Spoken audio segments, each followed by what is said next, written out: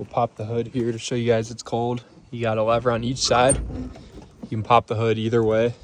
So once it's popped, you have a little lever right in here. And you got to push forward. And it'll come right up. You got a prop rod here.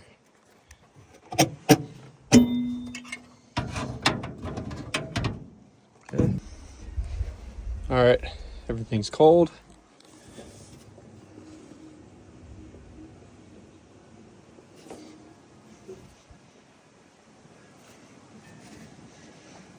All right, top and side.